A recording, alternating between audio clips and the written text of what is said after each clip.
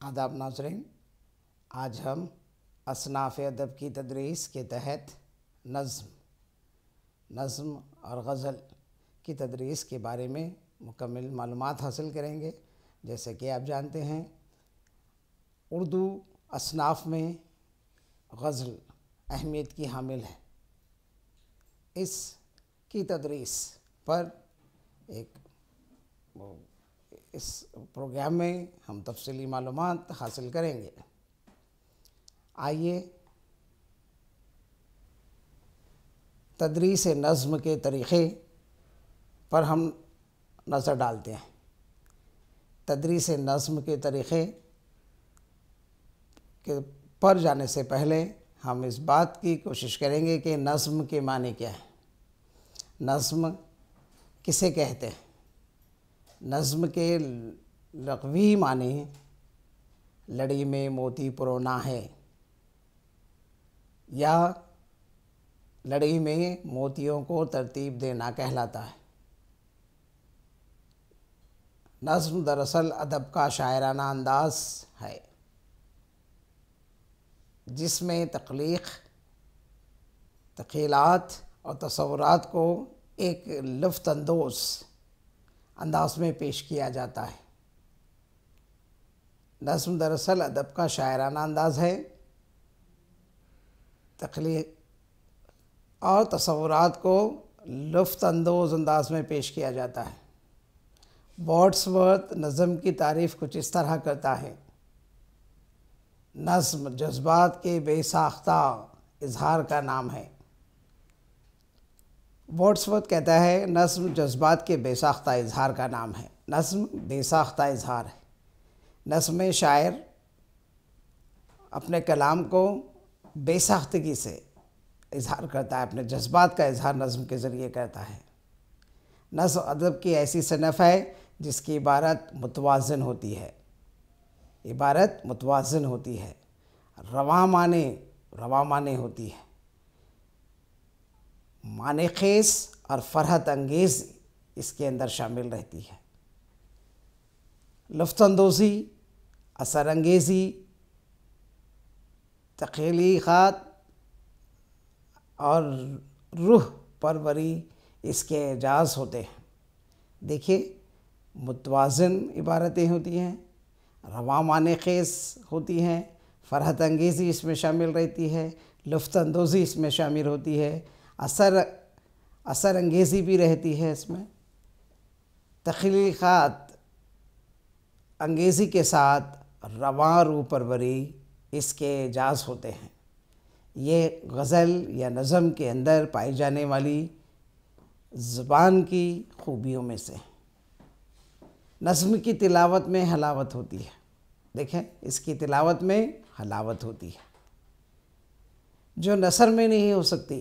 نظم ایک انداز سے پڑھی جاتی ہے جسے نثر سے تقابل نہیں کیا جا سکتا۔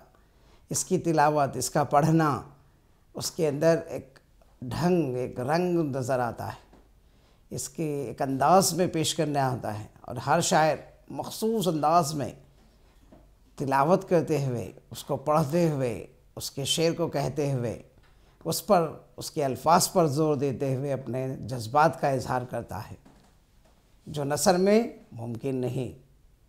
نظم انسانی جذبات کو فوری متاثر کرتی ہے۔ نظم انسانی جذبات کو متاثر کرتی ہے۔ ایک شعر اپنے اندر سمندر کو رکھتا ہے، یا یہ کہہ سکتے ہیں کہ ایک شعر سمندر کو کوزے میں بند کرنا۔ اسی طرح ایک شعر کی مدد سے پورے خیالات کو، پورے حالات کو، ایک زمانے کو اس میں ڈھالا جا سکتا ہے، اور ہوتا یہ ہے کہ پورے جذبات کے ساتھ لوگ اس کی طرف متاثر ہوتے ہیں۔ یہ فوری اثر انداز کرنے والی ہوتی ہے۔ نظم کے اپنے مخصوص اصناف ہیں، نظم کے خود کے اپنے مخصوص اصناف ہیں۔ اس کے انداز بیاں اور شاعری کی انفرادی صلاحیت بیان کو ایک مخصوص خصوصیت عطا کرتی ہے۔ ایک انفرادی صلاحیت ہوتی ہے نظم میں۔ یہ اس صلاحیت کو، انفرادی صلاحیت کو بیان کرنے میں مدد دیتی ہے۔ یہ اپنے اندر ایک مخصوص خصوصیت رکھتی ہے۔ نظم کی پڑھنا، نظم کی تلاوت کرنا یا نظم کو بیان کرنا ایک خوبیوں سے بھرپور ہے۔ اس کے اپنے اصناف ہیں، چونکہ یہ نثری اظہار کے مقابل میں مختصر ہوتے ہیں۔ نثر بہت بڑا، بہت ہی لمبا، پورا، بھرپور ہوتا ہے۔ اس کے اندر بہت زیادہ مواد ہوتا ہے، جبکہ نظم میں ایک شعر اس پورے مواد کو اپنے اندر ظاہر کر سکتا ہے۔ لمبے لمبے چیپٹرز کو، لمبے لمبے اور بہت پیچیدہ مسائل کو جو لکھنے پر 10 پیج پر جا سکتے ہیں، ایک کتاب بن سکتی ہے، اس کو ایک شعر میں ڈھال دیا جاتا ہے، یا نظم کے ذریعے یا غزل کے ذریعے اسے پیش کیا جا سکتا ہے۔ نثری اظہار کے مقابل میں یہ مختصر ہے، اس لیے شاعری زیادہ رنگین ہوتی ہے۔ یوں کہہ سکتے ہیں کہ ہم شاعری زیادہ رنگین ہوتی ہے۔ غزل اور نظم کو شاعر اپنے جذبات کو، اپنے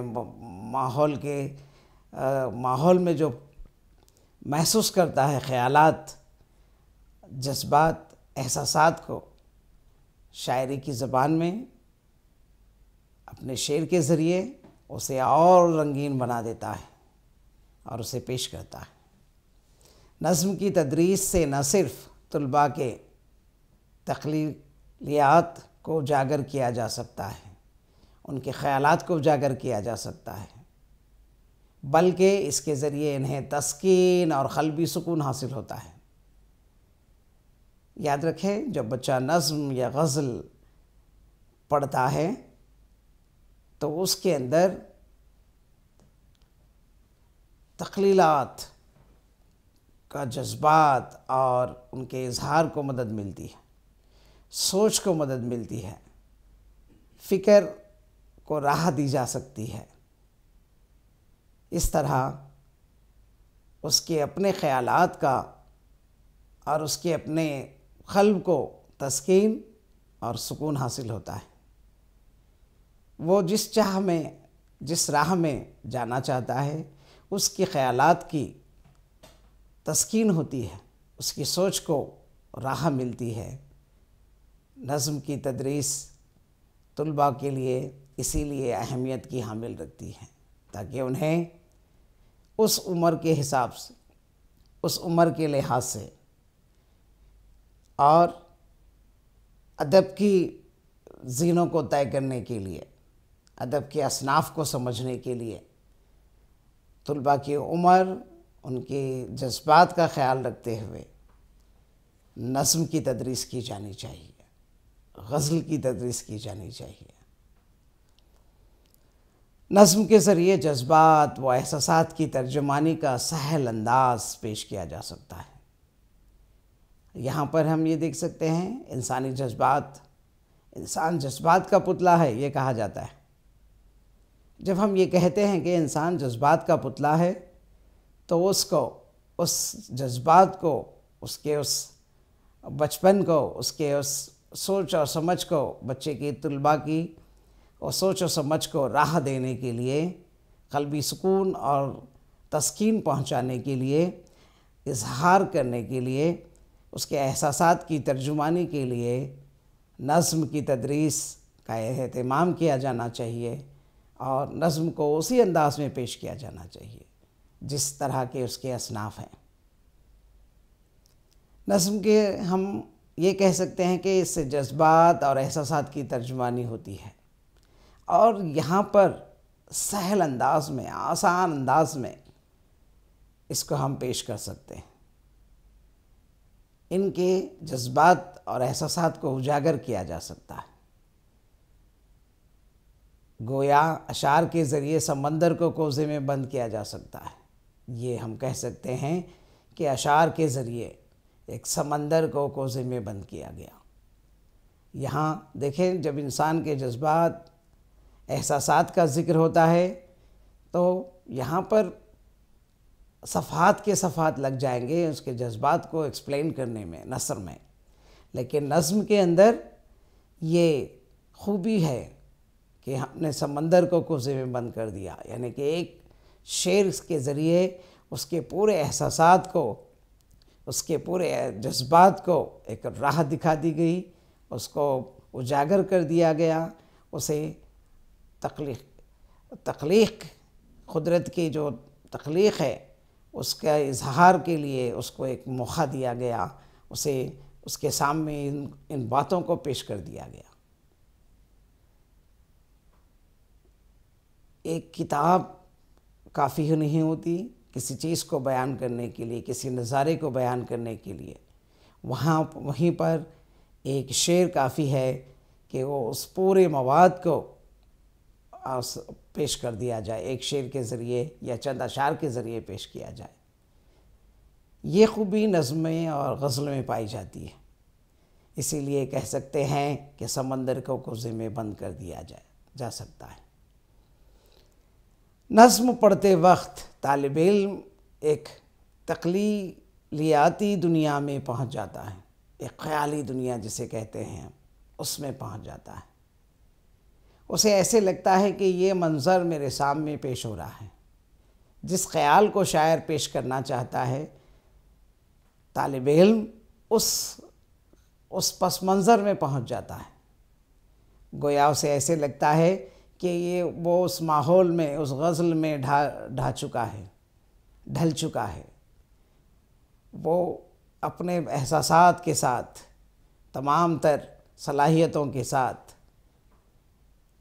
محسوس کرتا ہے کہ یہ اس کی اپنی ترجمانی ہے، یہ اس کے احساسات ہیں، وہ یہی کہنا چاہتا ہے، یہ بات ظاہر ہوتی ہے۔ یہاں یہ بات یاد رکھنی ہے کہ نظم کو اس طرح پیش کیا جائے، اس طرح پڑھا جائے، اس کی تدریس کا اس طرح نظم کیا جائے کہ طالب علم اس سے محسوس ہوں، اسے اپنے جذبات اور قلبی سکون محسوس کریں، ساتھ ساتھ ادب میں، اردو ادب میں وہ اپنی ہمت افزائی کرتے ہوئے، خود ہمت افزائی کرتے ہوئے، آگے بڑھتے ہوئے اپنے جذبات اور خیالات کو اشعار کے ذریعے میں پیش کرنے والے بنیں۔ اس طرح اس بات کا خیال رکھا جائے کہ نظم کو اور غزل کو اور اشعار کو خوبیوں کے ساتھ عطا کیا جائے، اس کے خوبیوں کے ساتھ اسے پیش کیا جائے، اس کی معنوں اور مطلب پر توجہ دینی چاہیے، اور اس کو سراہنا چاہیے طلباء کے سامنے، اس شعر کو، اس شاعر کے خیالات کے اظہار کو، اس کی سوچ کو طلباء کے سامنے جب ہم رکھیں گے، نہ صرف اس کو پڑھ لیا جائے، ایک شعر پڑھ لیے آپ اسے یہ کہہ دیں کہ اس کا مطلب یہ ہے، سادے الفاظ کے بجائے اس کو خوبی کے ساتھ شاعر کے کہنے کا موضوع کیا ہے، شاعر کا مطلب کیا ہے، شاعر کس بات پر اس اشعار کے ذریعے نظر ڈالنا چاہتا ہے، اس پر توجہ کی ضرورت ہے، اس پر نظر ڈالنے کی ضرورت ہے۔ اساتذہ کرام کو چاہیے کہ وہ اس خوبی کو مد نظر رکھتے ہوئے اشعار کی تشریح کریں، اشعار کو اس ڈھنگ میں، جس ڈھنگ میں شاعر نے لکھا ہے، اس کو اسی ڈھنگ میں پڑھنے کی کوشش کریں، اور اس کے مطلب و معنی کو طلباء کے سامنے رکھیں۔ گویا یہ بات سمجھ آ جائے کہ سمندر کو کوزے میں بند کیا گیا۔ جہاں اس کے جذبات کی تربیت کے ساتھ ساتھ اس کی حسیت فروغ پاتی ہے۔ یہ بات ذہن نشین رکھیں کہ نظم کی تدریس یا غزل کی تدریس سے طالب علم کے جذبات اور حسیت کو فروغ ملے، جذبات کی تربیت ہو اور اس کی حسیت، اس کی فروغ ملے، اس کو سوچنے، سمجھنے اور اس کو کہنے، اپنے جذبات کو الفاظ میں پیش کرنے، اپنے جذبات کو اشعار میں، شعر میں پیش کرنے میں مدد حاصل ہو، تدریس کا مطلب یہ نہیں کہ پڑھ لیا جائے، تدریس کا مطلب یہ کہ اس کو پڑھ کر طالب علم اپنے اندر چینجز لائے، تبدیلیاں لائے، اس ڈھنگ میں ڈھلنے کی کوشش کرے، وہ اپنی حیثیت کو فروغ دے سکے، اپنے جذبات کو ترتیب دے سکے، اور بہت سارے مواد کو، بہترین مواد کو اشعار کے ذریعے مختصر اور سلیس انداز میں، سہل انداز میں، خوبصورت انداز سے پیش کرنے کے قابل بنے۔ یہ تدریس کا مقصد ہوتا ہے۔ طلباء کی تدریس کے لیے نظم رکھی گئی تو ہم کو اس خوبی کے ساتھ ہی پیش کرنے کی ضرورت ہے، اور اس کے تمام حواس بیدار ہو جائیں، طالب علم کے تمام حواس بیدار ہو جائیں، وہ تمام حواس سے، اپنے حواس سے استعمال کرنا سیکھیں۔ جب ہم کسی شعر کو پڑھتے ہیں، دہراتے ہیں، اور شاعر کے خیالات کا اظہار اس کے ذریعے ہوتا ہے، تو طالب علم میں سوچتا ہے کہ اس نے ایک شعر میں اتنے الفاظ، اتنے میننگ، مقصد کو رکھا ہے، تو اس کے حواس جو ہے بیدار ہو جاتے ہیں۔ وہ اپنے حواس خمسہ کے ذریعے وہ تمام کو فیل کرتا ہے، محسوس کرتا ہے، ایک راہ میں باہر نکلتا ہے، اور اس سے اس کی تربیت آسانی سے ہوتی ہے، اور وہ ایک ایسی سحر آفرین کیفیت سے دوچار ہوتا ہے جو لطف کا باعث بنتی ہے۔ یعنی سحر آفرین، ایسا ہم یہ کہہ سکتے ہیں، سحر آفرین تربیت اور کیفیت پیدا ہوتی ہے۔ طالب علم جب شعر کو سنتا ہے، محسوس کرتا ہے، پڑھتا ہے، سحر آفرین کیفیت سے دوچار ہوتا ہے۔ طالب علم جب شعر کو سنتا ہے، اس کی تشریح کو معلم کے ذریعے سنتا ہے، اور جب وہ شعر میں محسوس کرتا ہے، اس کی کیفیت کو محسوس کرتا ہے، تو یہ اس کے اندر ایک سحر آفرین کیفیت پیدا ہوتی ہے۔ وہ محو ہو جاتا ہے، وہ تمام حالات کو، ماحول کو بھول کر اس شعر میں ڈھل جاتا ہے، اس کے معنی و مطلب میں ڈھل جاتا ہے۔ وہ تصور کرتا ہے، تخیلیاتی دور میں وہ ایک خیالی دنیا میں پہنچ جاتا ہے۔ یہ کیفیت شعر کے ذریعے اس کے اندر پیدا ہوتی ہے۔ نظم کی اس مخصوص خصوصیت پر چند شعراء بڑے اچھے الفاظ میں اس کی تعریف کرتے ہیں، بیان کرتے ہیں اس بارے میں۔ معین الدین نے نثر کو چلنے سے، نظم کی اس مخصوص خصوصیت پر معین الدین نے نثر کو چلنے سے اور نظم کو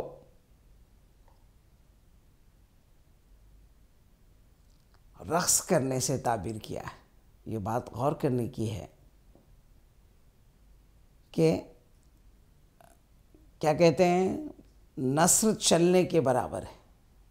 چلنا عام طور پر ہوتا ہے، اسے کوئی غور و فکر سے دیکھتے نہیں، یہ کہ کیسے چل رہا ہے، یہ ایک روٹین ہے، عام طور پر زندگی ہے۔ نثر اسی طرح عام طور پر کتابوں میں درج ہیں، لکھی گئی ہے، اسے انداز میں لکھا جاتا ہے، سادہ سیدھا ہوتا ہے، جیسے کہ اس کو چلنے سے تعبیر کیا گیا۔ لیکن نظم کو، غزل کو رقص کرنے سے تعبیر کیا گیا۔ رقص کے کرنا کا مطلب یہ ہے کہ اس چلنے کو خوبیوں کے ساتھ بھر دیا جائے، اس کے اندر لوگ اس کو دیکھنے پر مجبور ہوتے ہیں، لوگ اس کی طرف متاثر ہوتے ہیں۔ تو اسی طرح غزل کا ایک شعر کہنے پر اس کے غزل کے انداز، پڑھنے کا انداز، الفاظ کا انداز، اس شعر میں ردیف قافیے، اس نظم کے اشعار کے اندر ردیف اور قافیوں کا ہونا، الفاظ کا اتار چڑھاؤ، انداز بیان، ان سب کو مل کر ایسے لگتا ہے کہ غیر محسوس طریقے پر بھی آدمی اپنا دھیان اس طرف دے سکتا ہے، پلٹ سکتا ہے، گھوم سکتا ہے۔ وہ اس طرح یہ کہہ سکتے ہیں کہ رقص ہونا ہے۔ رقص کرنے سے تعبیر کیا۔ اس طرح ہم کہہ سکتے ہیں کہ توجہ دینا، طلباء اس طرف راغب ہونا، عام انسان کا اس کی طرف راغب ہونا، محفلوں پر توجہ دینا، ان کی غزل کی محفلوں پر، نظم کی محفلوں پر توجہ دینا، یہ جذبات کا انسانی جذبات کو اپنی طرف کھینچنے کی بات ہے۔ اس طرح یہ جملہ صادق ہوتا ہے کہ رقص کرنے کے برابر ہے۔ متاثر کرنے والی چیز اس کے اندر ہوتی ہے، تدریس نظم کے مقاصد۔ اب آئیے کہ وہ مقاصد کیا ہیں جن کو ہم طلباء کے مضامین میں شامل کرتے ہیں نظم کو، کیوں اس کو شامل کیا گیا ہے نصاب میں۔ تدریس نظم کے اہم مقاصد حسب ذیل ہیں۔ نظم کی طرح غزل کے مقاصد بھی سیم ہوتے ہیں۔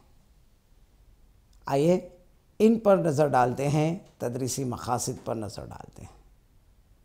وہ ہیں: نمبر 1، نظم کی تدریس کے ذریعے موضوع اوقاف، مخصوص لحن اور انداز بیان سے لطف اندوز ہونے کی صلاحیت پیدا کرنا۔ یہ بات غور طلب ہے کہ طالب علم کے اندر موضوع مخصوص لحن اور انداز بیان سے لطف ہونے کی صلاحیتیں پیدا کرنا ہے۔ ایسے اوقاف کی کو سلیکٹ کرنا، چوز کرنے کی بچوں میں کیا کہنا چاہیے کہ ان کو ابھارا جا سکے، ان کی توجہ دلائی جا سکے۔ شاعر جب وہ غریب کو دیکھتا ہے تو عام آدمی کی آنکھ سے نہیں، بلکہ کچھ مخصوص انداز میں اس غربت کو دیکھتا ہے، اس غریب کو دیکھتا ہے، پھر اپنے الفاظ میں اس کو بیان کرتا ہے، جو نثر میں بہت سے پیپرز کی ضرورت ہوتی ہے، بہت صفحات کی ضرورت ہوتی ہے اس بیان کرنے کی۔ تو وہ نہج پیدا کی جائے، جس طرح شاعر نے اس موقع کو، اس واقعے کو محسوس کیا ہو، اس کو اپنے ایک مخصوص لحن میں اور انداز بیان کے ذریعے لطف اندوز ہونا، غمگین ہونا اور اس کو محسوس کرنا، یہ تمام تر صلاحیتوں کو ایک ہی شعر کے ذریعے پیدا کر دیا ہے اور حالات کو پیدا کر دیا ہے۔ یہاں پر طلباء کے اندر نظم اور غزل کی تدریس کے اندر، اس کے نصاب کے اندر اس کو رکھنا، یہ صلاحیتوں کا پیدا کرنا ہے۔ انداز بیان کی صلاحیت پیدا ہو جائے طالب علم میں، مخصوص لحن کی صلاحیت پیدا ہو جائے، موضوع اوقاف کی صلاحیت پیدا ہو جائے، ساتھ ہی ساتھ غمزدہ ہونا، لطف اندوز ہونا، اظہار کرنا، اپنی طرف راغب کرنا، یہ صلاحیتوں کا پیدا ہونا اس نظم اور غزل کے ذریعے شامل ہوتا ہے، تو اس کی تدریس کو رکھا گیا ہے۔ یہ ایک اہم مقصد ہے تدریس کا، نظم کی تدریس اور غزل کی تدریس کا اہم مقصد ہے۔ طلباء میں نظموں کے ذریعے استحسان شعر کی صلاحیت بیدار کرنا، طلباء میں استحسان شعر کی صلاحیت پیدا کرنا، طلباء میں یہ صلاحیت پیدا کریں کہ وہ یہ شعر کو سمجھے، اس کے اشعار میں اظہار کرنے کے طریقے کو سمجھے، اس کی اہمیت کو سمجھے، صفحات پر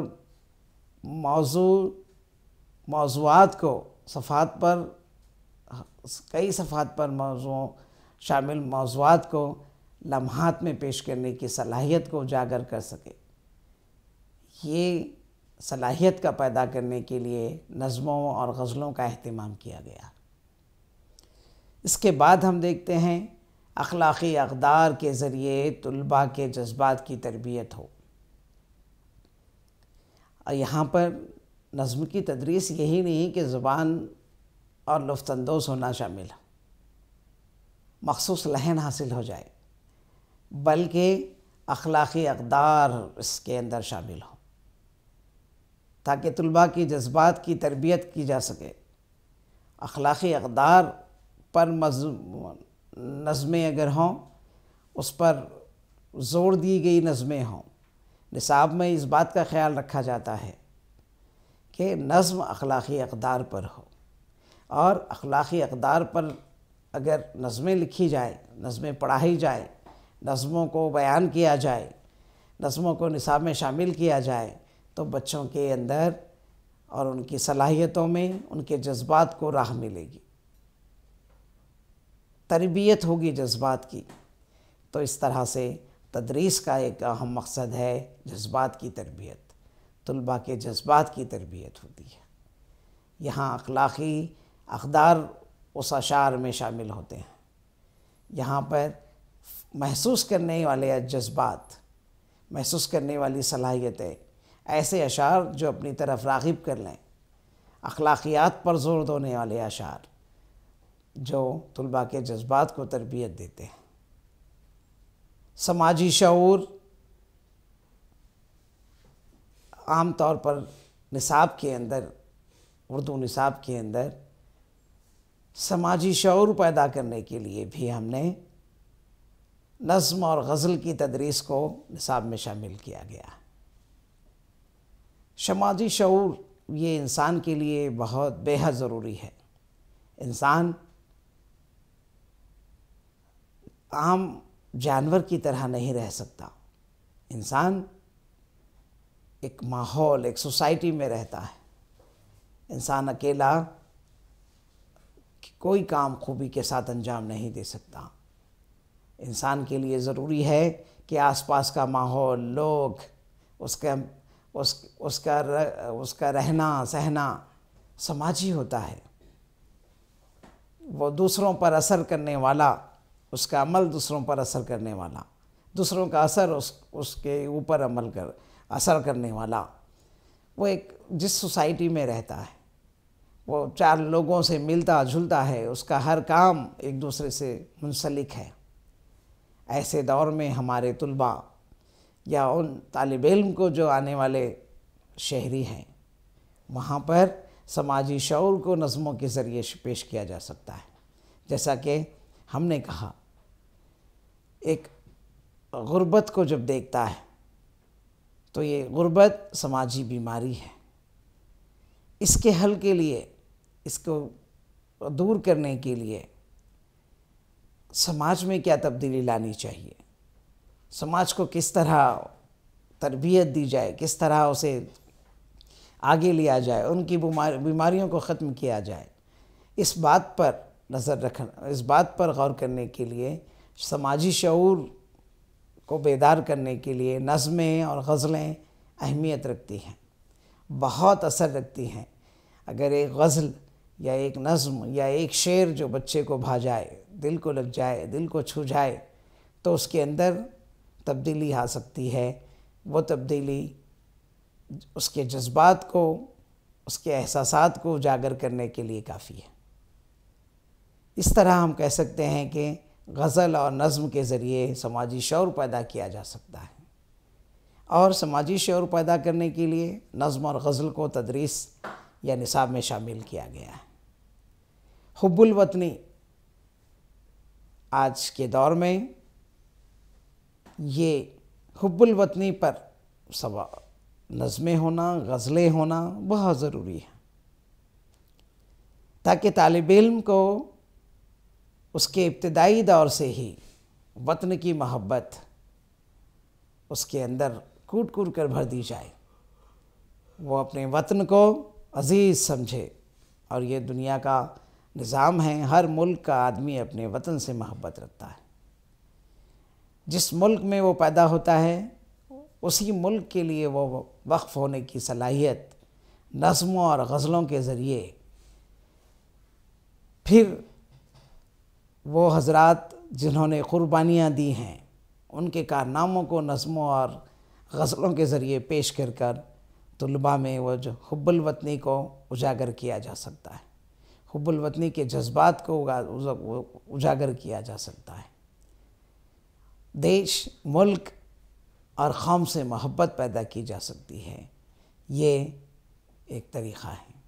ایثار، دیانت داری، ان جذبات کو بھی، ان اخلاص کو بھی پیدا کرنے کے لیے نظم اور غزل اہمیت رکھتی ہے۔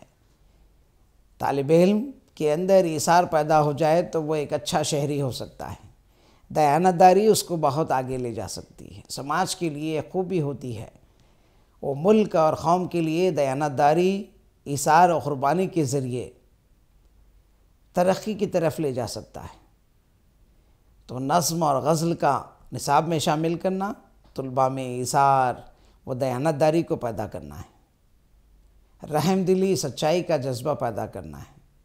آئیے، یہ اور خوبی ہیں نظم کی تدریس سے رحم دلی آتی ہے۔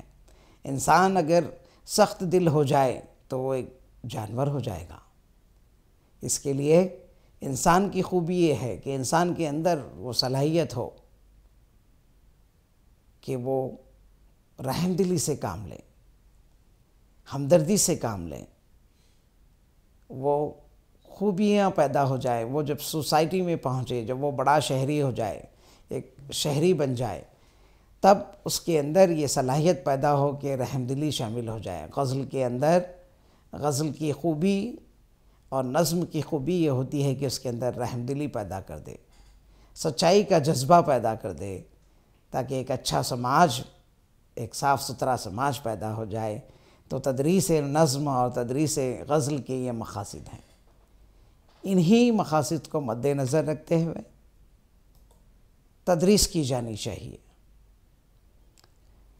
آئیے، مزید وہ کون سی چیزیں ہیں، خوبیاں ہونی چاہیے غزل اور نظم کی تدریس کے لیے، ان پر نظر ڈالتے ہیں۔ طلباء اپنے تخیل کی بھرپور نمائش کے ساتھ ساتھ ادبی، جمالیاتی اور وجدانی اقدار کو پرکھ سکیں۔ یہ طلباء کی اندرونی صلاحیتیں ہیں، اپنی تخیل کا استعمال کریں، اپنی صلاحیتوں کو، اپنی سوچ کا استعمال کر سکیں، اور وہ اپنے سوچ کو الفاظ کے ذریعے ادبی انداز میں، نظم کے یا غزل کے جمالیاتی انداز میں، یا نظم کے یا غزل کی وجدانی اقدار کو سمجھتے ہوئے پرکھ سکے اپنی صلاحیتوں کو، اور اس کے ساتھ اس کے اندر یہ تبدیلی واقع ہو کہ ادب کے جمالیاتی و وجدانی اقدار کیا ہیں، غزل کے، نظم کے جمالیاتی و وجدانی اقدار کیا ہیں۔ ان کا پورا استعمال کرتے ہوئے طلباء اپنے خیالات کو پیش کر سکیں، اس کی نمائش کر سکیں، نظم کے اشعار کے ذریعے، غزل کے اشعار کے ذریعے۔ یہ خوبی اس میں آنی چاہیے۔ اسی لیے نظم اور غزل کی تدریس کو نصاب میں شامل کیا گیا ہے۔ طلباء میں شاعری جذبے کو بیدار کرنا، طلباء کے اندر یہ شاعری جذبہ جو ہوتا ہے، اشعار کہنے کا جذبہ، ہر انسان کے اندر ایک لگاؤ ہوتا ہے، بھلے وہ ایک شعر کو پورے صحیح انداز میں پیش کرے یا نہ کرے، لیکن وہ اشعار کو سنتا ہے، محسوس ہوتا ہے، اس کی فکر کو سمجھتا ہے، وہ شاعر کی طرف اپنی توجہ دیتا ہے، وہ مشاعرے اٹینڈ کرتا ہے۔ تو یہ خوبی جو قدرتی طور پر زبان کے اندر، نظم کے اندر، غزل کے اندر شامل ہے، اپنے طرف کھینچنے والی، اپنے طرف راغب کرنے والی، اس کو بیدار کرنا، شاعری جذبے کو بیدار کرنے کے لیے طلباء میں نظم اور غزل کی تدریس کا اہتمام کیا گیا، نصاب میں شامل کیا گیا۔ لفظ سخن اور ذوق ادب پیدا کرنے کے لیے بھی یہ بہت اہمیت کی حامل ہے۔ لفظ سخن ہوگا، الفاظ کے سخن کو اور ادب کے اندر شوق کو پیدا کرنے کے لیے، ادب سے محبت پیدا کرنے کے لیے، ادب کے فروغ کے لیے یہ اس بات کا خیال رکھا گیا کہ اس کے ذریعے، نظم اور غزل کے ذریعے، یہ ادب کے اندر مقام پیدا کر سکتا ہے طالب علم، یا وہ طالب علم اس کے ذریعے اپنے خیالات کا اظہار کر سکتا ہے اور ذوق ادب اس کو آگے لے جائے گا۔ ان چیزوں پر لفظ و سخن اور ذوق ادب پیدا کرنے کے لیے تدریس ہونی چاہیے، نظم اور غزل کی تدریس ہونی چاہیے۔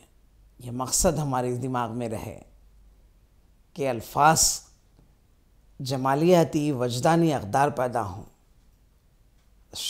ذوق ادب پیدا ہو، شاعری کے ذریعے، اشعار کے ذریعے وہ جذبے کو بیدار کرنا ہے، ذوق ادب پیدا کرنا ہے، لفظ و سخن پیدا کرنا ہے، خیالات کا اظہار پیدا ہونا ہے۔ ایک شعر کے ذریعے وسیع الخیال اظہار ہونا چاہیے۔ اس کو پیدا کرنے کے لیے نصاب میں غزل کی تدریس اور نظم کی تدریس رکھی گئی ہے۔ طلباء میں حسن ظرافت و مزاح پیدا کرنا۔ انسان ظرافت کا پتلا ہے، انسان مزاح کو چاہنے والا ہے، انسانی فطرت مزاح پسند کرتی ہے۔ تو طالب علم کے اندر ان خوبیوں کو پیدا کرنے کے لیے، حسن و ظرافت پیدا کرنے کے لیے،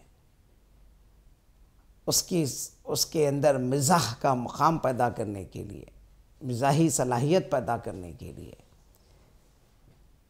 نصاب کے اندر نظم کا اہتمام و غزل کا اہتمام کیا جاتا ہے۔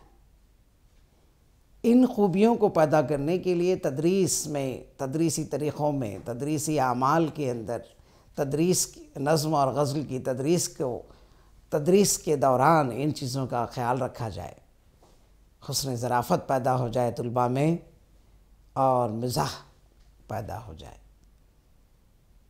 انسان جانوروں کی طرح زندگی بسر نہیں کر سکتا، انسان خود غرضی کی زندگی بسر نہیں کر سکتا، انسان ایک ہی نہج پر زندگی بسر نہیں کر سکتا۔ اس کو خوش رہنے، غم کا اظہار کرنے اور خوشی میں شامل رہنے، دوسروں کو اپنی طرف راغب کرنے کی صلاحیتوں کا حامل ہونا پڑتا ہے۔ تو مزاح اور حسن ظرافت یہ دونوں سلوک اس کے اندر پیدا ہو سکتے ہیں نظم اور تدریس کے ذریعے۔ جمالیاتی اقدار کا احساس اور ادبی حسن شناسی کی صلاحیت پیدا کرنے کے لیے نظم اور غزل کا تدریس میں شامل کیا گیا ہے۔ جمالیاتی اقدار، ادب کے جمالیاتی اقدار، زبان کے جمالیاتی اقدار، انسان کے جمالیاتی اقدار کا احساس اس میں پیدا کرنا۔ ادبی حسن شناسی، دیکھیے ادب کی جو خوبی ہے، ادب کا جو حسن ہے، اس کو پہچاننے کی صلاحیت نظم سے، غزل سے پیدا ہوتی ہے۔ وہ نثر سے سرسری انداز پر دیکھ سکتا ہے، تقاریری انداز دیکھ سکتا ہے، مختلف پہلوؤں کو صفحات پر دیکھ سکتا ہے۔ وہیں پر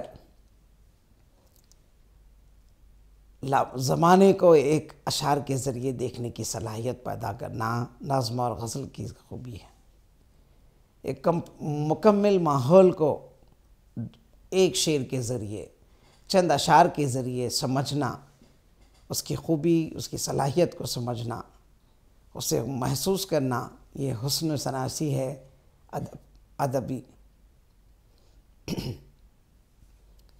یہ بات غور طلب ہے کہ ان چیزوں کا پیدا کرنے کے لیے انسان کے اندر، طالب علم کے اندر ان چیزوں کو پیدا کرنے کے لیے جمالیاتی اقدار کا احساس، ادبی حسن شناسی کی صلاحیت، نظم اور غزل شامل ہے۔ طلباء نظم کو سمجھے اور شاعری کے جذبات سے متاثر ہوں۔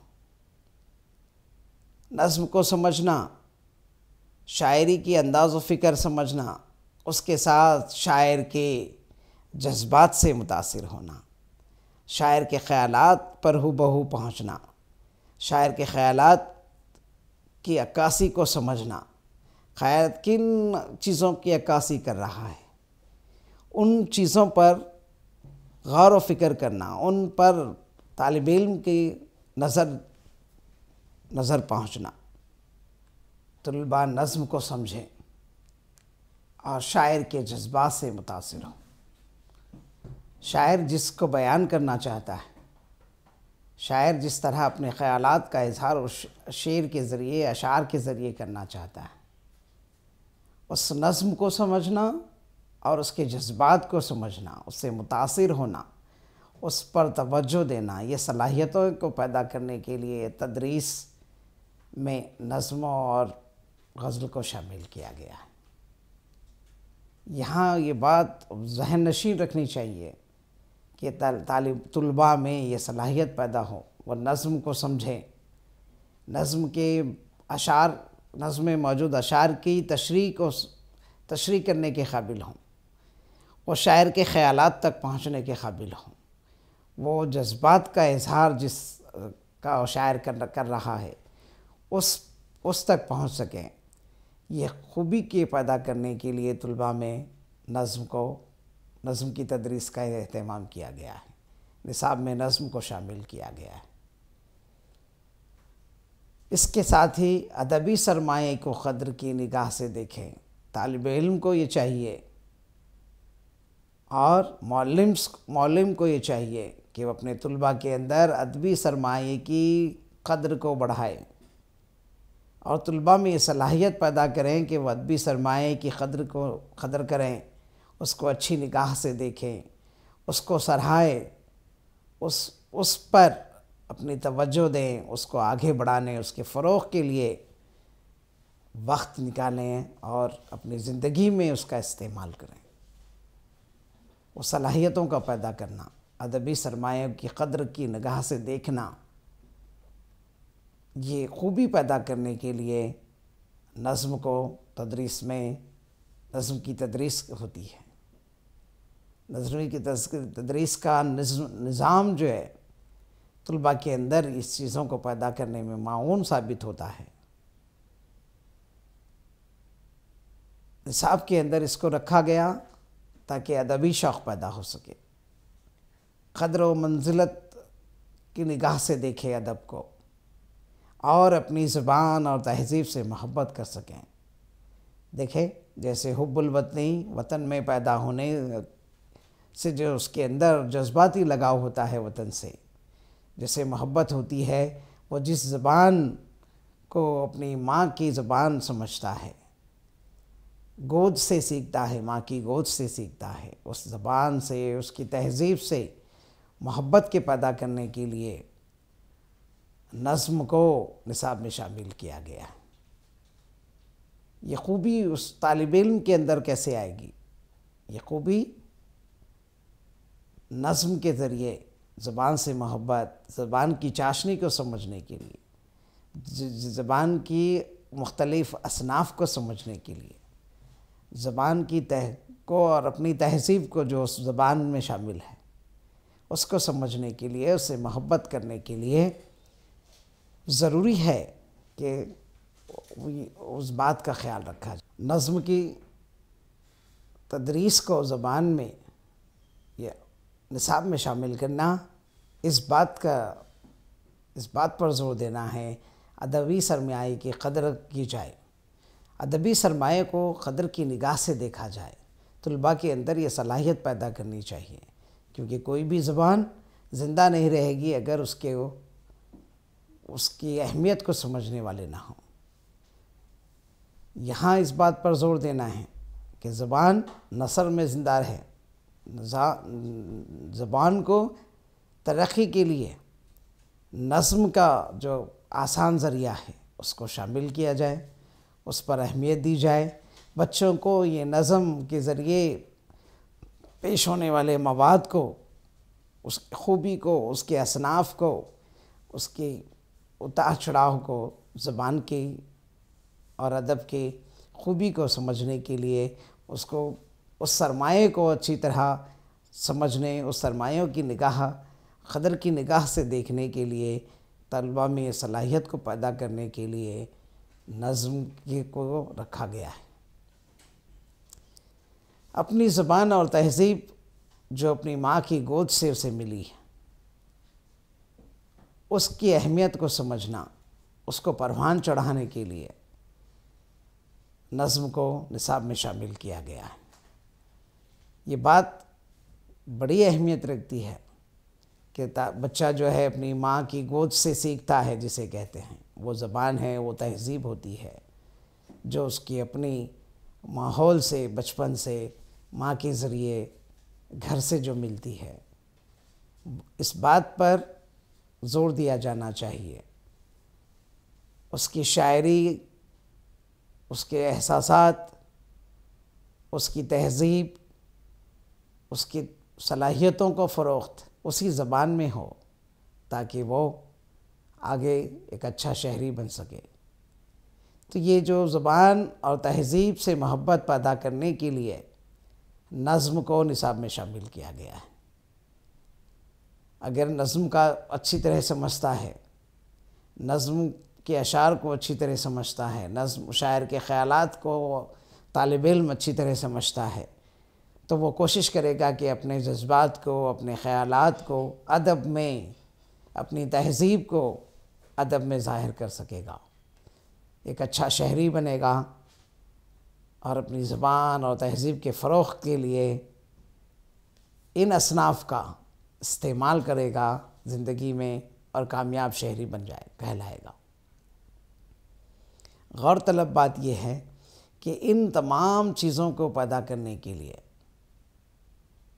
زبان کی خوبی، تہذیب سے محبت، ادبی سرمایہ کو قدر سے دیکھنا، حسن و ظرافت، مزاح، ادبی حسن شناسی، جمالیاتی اقدار کا احساس، شاعری جذبے کو بیدار کرنا، لطف سخن، ذوق ادب پیدا کرنا، تخیل کی بھرپور نمائش، جمالیاتی وجدانی اقدار کو سمجھنا، ان کا پیدا کرنا، ان اقدار کا اپنے اندر پیدا کرنا، ان تمام چیزوں کو پیدا کرنے کے لیے جو ایک سماج کے لیے ضروری ہے، سماجی محبت، سماجی شعور کو بیدار کرنا، حب الوطنی، خیالات کا اظہار، جذبات کا اظہار، ان تمام چیزوں کو پیدا کرنے کے لیے ادب کے اندر اصناف نظم اہمیت کی حامل رہتی ہے۔ اس کی تدریس کے ذریعے ہم طلباء میں یہ صلاحیتیں پیدا کر سکتے ہیں۔ اس کے بعد آئیے نظر ڈالتے ہیں نظم کی اقسام کیا ہیں۔ جیسا کہ آپ جانتے ہیں، نظم کی تدریس کیوں ضروری تھی، اس پر ہم نے ابھی بحث کی ہے، اس پہ اس کی خوبیوں پر نظر ڈالے ہیں۔ اب آئیے نظم کی اقسام کیا ہیں، نظم کو کن کن اقسام میں تحلیل کیا گیا ہے۔ تو سب سے پہلے ہم نظم کے مختلف اقسام پر دیکھیں گے کون کون سے ہیں۔ حمد، دیکھیں آپ، نظم کی ایک قسم ہے حمد۔ حمد کا معنی و مطلب سمجھیں، حمد کی اہمیت کو سمجھیں۔ آئیے حمد کے معنی سے مراد ایسی نظم جس میں اللہ تعالیٰ کی تعریف و توصیف بیان کی جاتی ہے۔ حمد کے ذریعے طلباء میں مذہبی رویوں کی نشو و نما کی جا سکتی ہے۔ تو جیسا کہ آپ جانتے ہیں، حمد سے مراد ایسی نظم ہے جس میں اللہ کی تعریف و توصیف بیان کی جاتی ہے۔ وہ خالق کائنات، جس نے کائنات کو بنایا، جس نے ہم کو اشرف المخلوقات بنایا، اس کی تعریف و توصیف ہوتی ہے اس میں۔ ایسی نظم جس میں اللہ تعالیٰ کی تعریف اور اس کی بڑائی، اس کی صفات، اس کے کارناموں کا اظہار ہوتا ہے، اس کی خوبیوں کو بیان کیا جاتا ہے، وہ حمد کہلاتی ہے۔ اللہ تعالیٰ کی تعریف، پیدا کرنے والے کی تعریف، اس کی خوبیاں، اس کی نعمتوں کا اظہار، اس سے دعا، اس کا ربوبیت کو اظہار کرنا نا حمد کہلاتا ہے۔ آئیے حمد کو کیوں شامل کیا گیا ہے؟ جیسے کہ آپ جانتے ہیں ہم اشرف المخلوقات ہیں، ہم چھوٹی چھوٹی عام چیزیں جو دوسروں سے لے کر استعمال کرتے ہیں ان کا شکریہ ادا کرتے ہیں، تو اس خالق کائنات کا شکریہ ادا کرنا، اس کی تعریف کرنا، اس کی توصیف کرنا جس نے یہ زندگی دی، یہ ہزاروں نعمتیں دی، ہم کن کن باتوں کا شکریہ ادا کریں۔ ہر نعمت 1000 نعمتوں سے بڑی ہوتی ہے۔ ان کا اظہار کے لیے طلباء ان نعمتوں کے اظہار کے لیے خدا کی تعریف کریں، وہ صلاحیت پیدا کرنے کے لیے نظم میں حمد شامل ہے۔ حمد کے ذریعے طلباء میں مذہبی رویوں کی نشو و نما ہوتی ہے۔ ایک اور خوبی یہ ہے، حمد کی ایک اور خوبی یہ ہوتی ہے کہ ہم اس انسان کے اندر مذہبی رویے پیدا کیے جائیں۔ مذہب اچھائی کو آگے لے آتا ہے، برائی سے روکتا ہے۔ مذہب کی خوبی ہے کہ وہ برے کام کو روکے، اچھائی کو آگے بڑھائے، انسانیت کی فروغ کے لیے جذبہ پیدا کرے، انسان کے لیے ایک اچھا ماحول پیدا کرے، دنیا کو جنت نما بنائے کر چلنے کے لیے راہ پیدا کرے۔ یہ مذہبی رویے جو انسان کے اندر ہوں تو یہ حمد کے ذریعے آ سکتی ہے، ان کی نشو و نما ہو سکتی ہے۔ طالب علم میں مذہبی رویوں کو نشو و نما کے لیے حمد کو شامل کیا گیا ہے نصاب میں۔ تو یہ بہت ہی اہم بات ہے۔ ایک تو حمد اللہ تعالیٰ کی تعریف، پیدا کرنے والے کی تعریف و توصیف کا ذکر کرتی ہے، تو دوسرا طالب علموں کے اندر اشرف المخلوقات ہونے کا شرف حاصل کرنے کے لیے مذہبی اعتبار سے انسان کو زندگی کیسے گزار، مذہب سے لگاؤ پیدا کرنے کے لیے، مذہبی رویوں کی نشو و نما کے لیے حمد شامل کی گئی ہے۔ آئیے نظم کی دوسری قسم نعت پر نظر ڈالتے ہیں۔ نعت ایک ایسی نظم ہے، نعت سے مراد ایسی نظم ہے جس میں آقائے نامدار حضرت محمد صلی اللہ علیہ وسلم کی تعریف و توصیف بیان کی جاتی ہے۔ آخری نبی صلی اللہ علیہ وسلم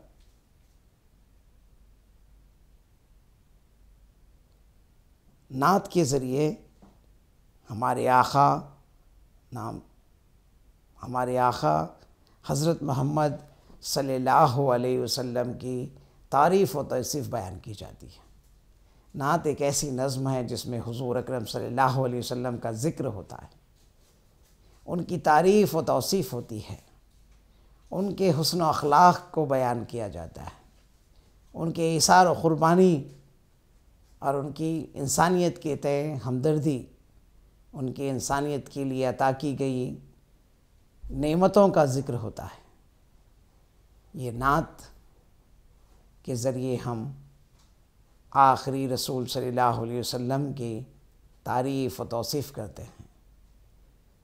یہ سب سے بڑی مذہبی لحاظ سے سب سے بڑی خوبی ہے کہ ہم ہمارے آقائے نامدار حضرت محمد صلی اللہ علیہ وسلم کی تعریف و توصیف کریں، ان کی عطا کردہ اخلاق، ان کی عطا کردہ سلوک، ایثار و قربانی کو، جذبے کو سمجھیں، انسانیت کے لیے کی گئی تمام تر خوبیاں، قیامت تک کے لیے کی گئی بہترین اخلاق کا نمونہ، اس کی تعریف و توصیف نعت کے ذریعے ہوتی ہے۔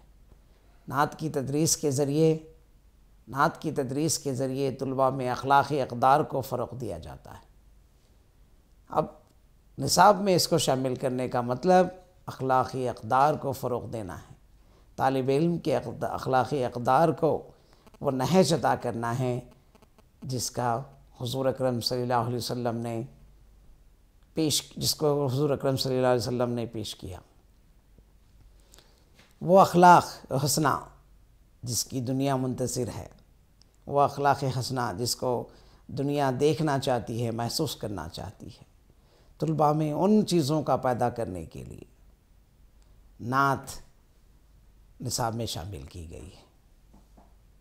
آئیے نظم کی اور ایک قسم جسے ہم مرثیہ کہتے ہیں، مرثیے سے مراد ایسی نظم ہے جس میں واقعات کربلا یا کسی مرنے والے کے اوصاف کو پیش کیا جاتا ہے۔ مرثیہ دراصل کیا ہوتا ہے؟ ایک نظم ہوتی ہے جس میں واقعات کربلا، نواسے حضور اکرم صلی اللہ علیہ وسلم کہ وہ واقعات جو کربلا میں ہوئے ہیں یا ان معزز حضرات کے اوصاف جو اس زمان میں نہیں ہیں، جو شہید ہو چکے ہیں یا گزر چکے ہیں، ان کے اوصاف حسنہ کو بیان کرنے کے لیے، نظمی طریقے سے بیان کرنے کے لیے جس اصناف کا استعمال کرتے ہیں وہ مرثیہ کہلاتا ہے۔ واقعات کربلا، حسین رضی اللہ تعالیٰ عنہ کے اپنی خاندان کے ساتھ، اپنے چند دوست احباب کے ساتھ اسلام کی عظیم تر خوبی کو زندہ کرنے کے لیے، اس کو قیامت تک زندہ رکھنے کے لیے جس قربانی کو انہوں نے پیش کیا ہے، خاندان کے ساتھ، افراد خاندان کے ساتھ ساتھ دوست احباب اور خود نے جو قربانی دی ہے اس کے اوصاف کو۔ آئیے، مرثیہ سے مراد ایسی نظم ہے جس میں واقعات کربلا اور مرنے والے یا شہید کے اوصاف کو پیش کیا گیا ہے۔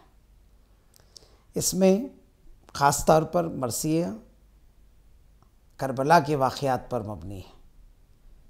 اس میں حضور اکرم صلی اللہ علیہ وسلم کے پیارے نواسے کے کربلا کے میدان میں ہونے والے واقعات، جس نے اسلام کی ایک خوبی کو زندہ رکھنے کے لیے، اسلام کے لیے اپنے آپ کو وقف کر دیا، خاندان کے ساتھ، افراد خاندان کے ساتھ ساتھ دوست احباب کو اس حقیقت کے لیے جان کی قربانی دی، ان اوصاف کو پیش کرنے کے لیے جو نظم لکھی جاتی ہے مرثیہ کہلاتی ہے۔ مرثیے کی تدریس سے طلباء اسلام کی سربلندی کے لیے کیے جانے والی قربانیوں اور شجاعت کے مختلف واقعات سے واقف ہوتے ہیں۔ یہ خوبی دیکھیے آپ کہ طالب علم کے اندر اسلام کی سربلندی کے لیے کی گئی قربانیوں اور شجاعت کے جذبے کو پیدا کیا جا سکتا ہے۔ قربانی کیوں دی گئی، اس کی اہمیت پر زور دیا جاتا ہے۔ اس سے اسلام کی سربلندی کے لیے کس نے کس طرح کی قربانی دی، کس نے شجاعت کا مد نظر رکھا ہے، یہ خیالات کا اظہار ہوتا ہے۔ اس کے بعد نظم کی اور ایک قسم جسے ہم مثنوی کہتے ہیں، مثنوی سے مراد وہ اصناف سخن ہیں جس میں شاعر کسی طویل واقعے کو بیان کرتا ہے۔ یہ بات غور طلب ہے کہ طویل واقعہ ہو اسے مثنوی کے ذریعے پیش کرتے ہیں۔ میر حسن کی لکھی ہوئی مثنوی سحر البیان کافی مشہور ہے۔ دیکھیں آپ، سحر البیان ایک ایسی مثنوی ہے جو بہت ہی فیمس ہے، بہت مشہور ہے، اور یہ اپنے اندر بہت بڑی کائنات رکھتی ہے۔